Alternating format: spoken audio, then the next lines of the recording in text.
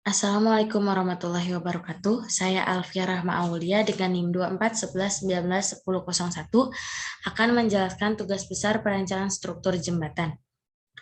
Nah, untuk rumusan masalahnya itu sendiri, yang pertama, bagaimana cara menghitung pembebanan pada jembatan. Yang kedua, bagaimana mendesain struktur jembatan rangka baja yang efisien dan ekonomis. Dan yang terakhir, bagaimana memodelkan struktur jembatan menggunakan SAP 2000.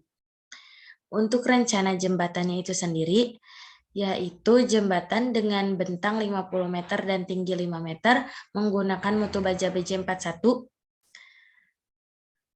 dan menggunakan perletakan di sini saya menggunakan perletakan sendiro. Untuk soalnya, yang pertama memodelkan pada SAP 2000, kemudian hitung pembebanan pada jembatan, aplikasikan pembebanan pada model, dan rekap gaya dalam untuk masing-masing tipe batang.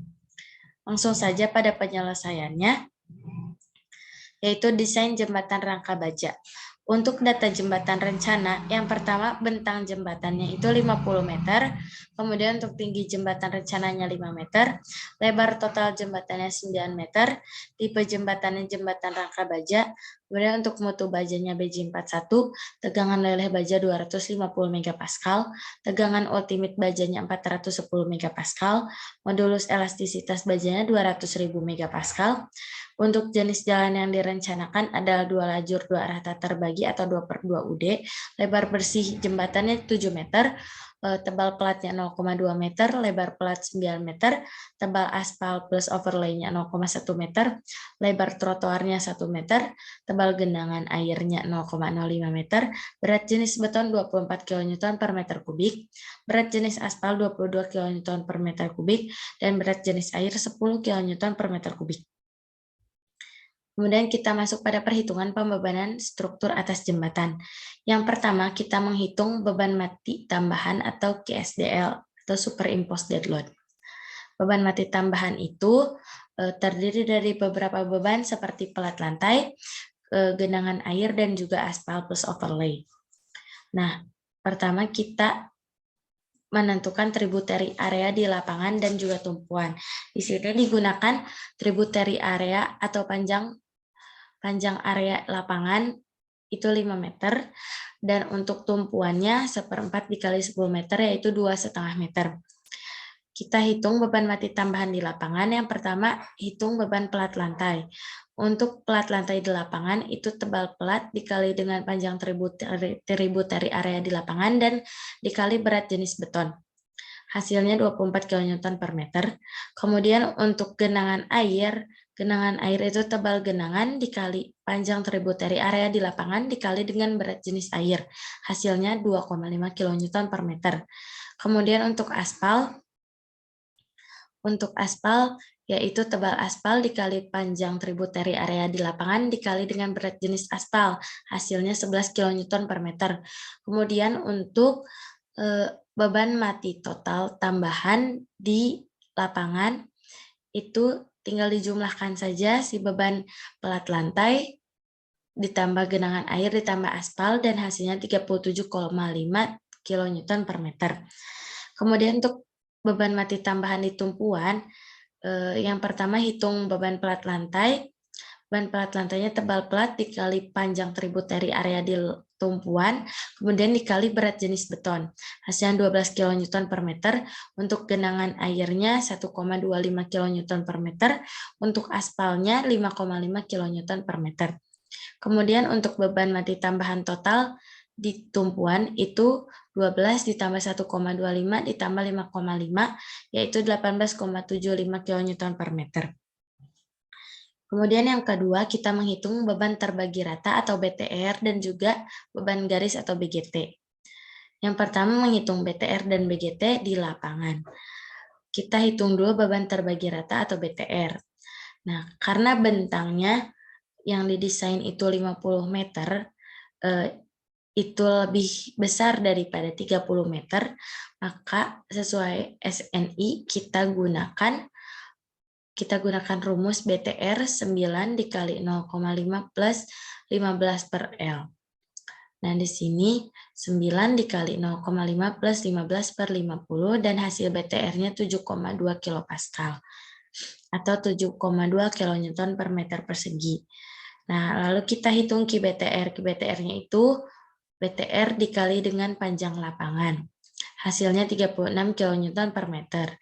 Kemudian untuk beban garis atau BGT, Ki BGT itu 49 kilonewton per meter, ini sesuai dengan SNI.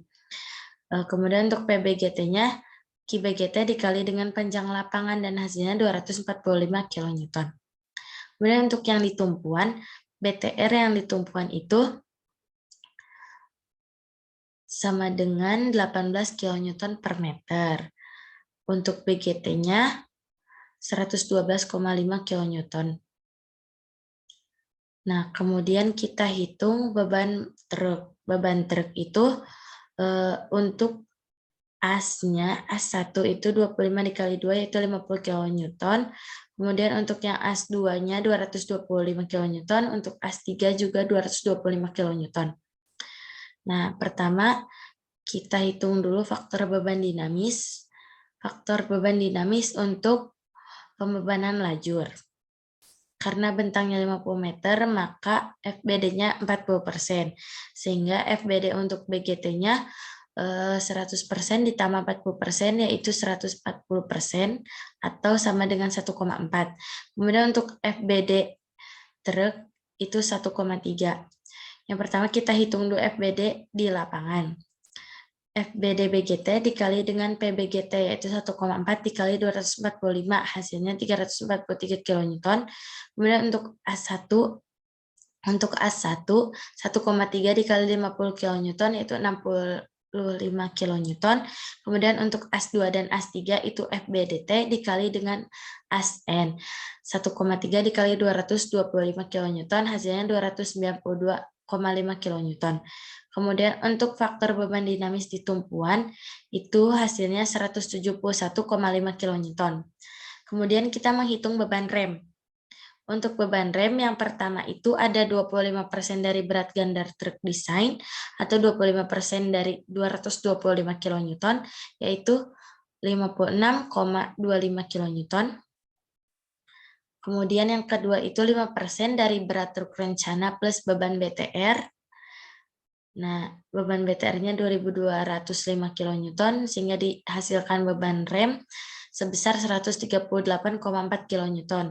Nah, dari kedua rumus ini kita gunakan nilai yang terbesar yaitu 138,4 kilonewton.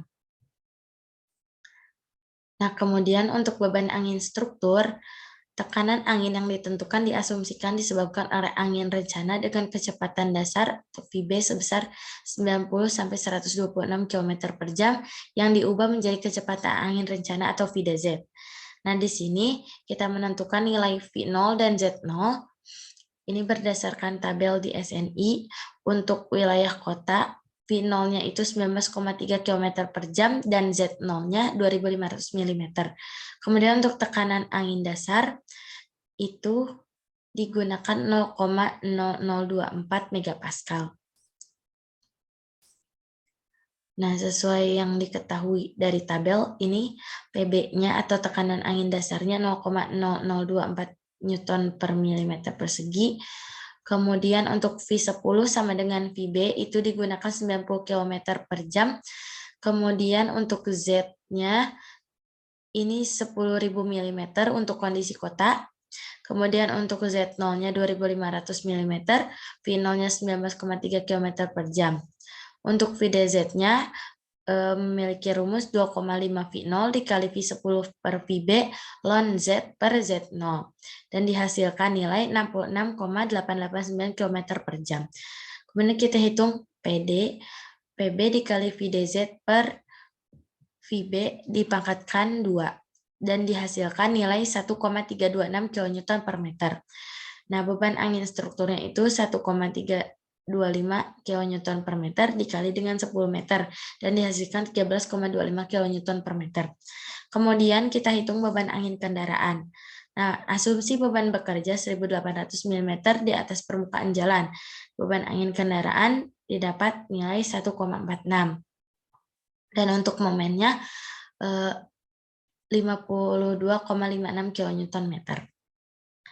Kemudian kita memodelkan jembatan rangka baja pada SAP 2000. Nah, langkah-langkah yang dilakukan, yang pertama itu atur satuan yang akan digunakan, kemudian buat model dengan menekan New pada toolbar, pilih grid only, lalu tentukan grid line yang akan digunakan sesuai dengan rencana jembatan.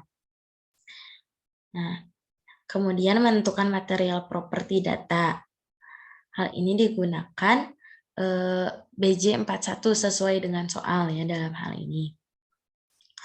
Nah, kemudian kita tentukan material baja yang akan digunakan pada rangka utama, kemudian pada penampang memanjang, penampang melintang, dan juga pada ikatan angin jembatan. Berikut frame properties yang digunakan. Kemudian setelah itu kita masukkan beban-beban yang akan digunakan dalam pemodelan struktur rangka baja. Nah, beban-beban yang dimasukkan itu yaitu beban hidup, beban mati, BTR, BGT, beban truk, beban rem, beban angin kendaraan, dan juga beban angin struktur. Kemudian lakukan kombinasi pembebanan dari kombinasi 1 sampai 7.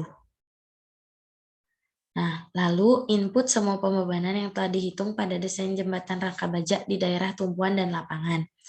Nah, ini penginputan SDL, kemudian ada BTR, kemudian ada input beban BGT, ini ada input beban truk, input beban rem, input beban angin kendaraan, dan input beban angin struktur.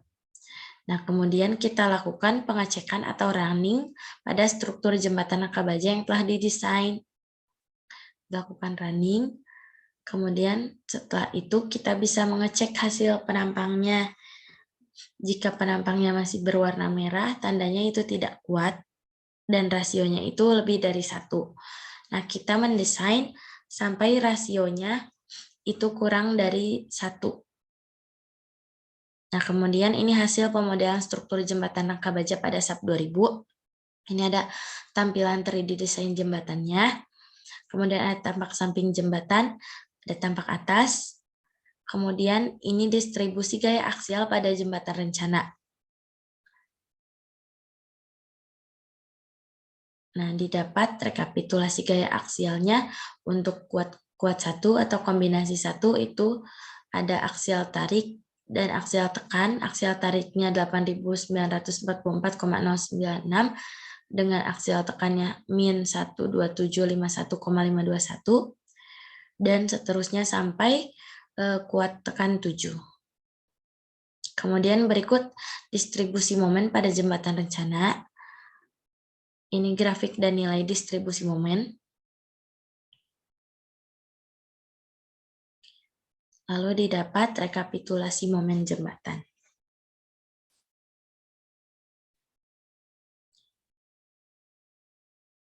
Kemudian di sini saya akan menjelaskan sedikit mengenai perencanaan struktur bawah jembatan atau abutmen. Nah, untuk abutmennya, material yang digunakannya yang pertama itu ada beton dengan kuat tekan betonnya 29 MPa.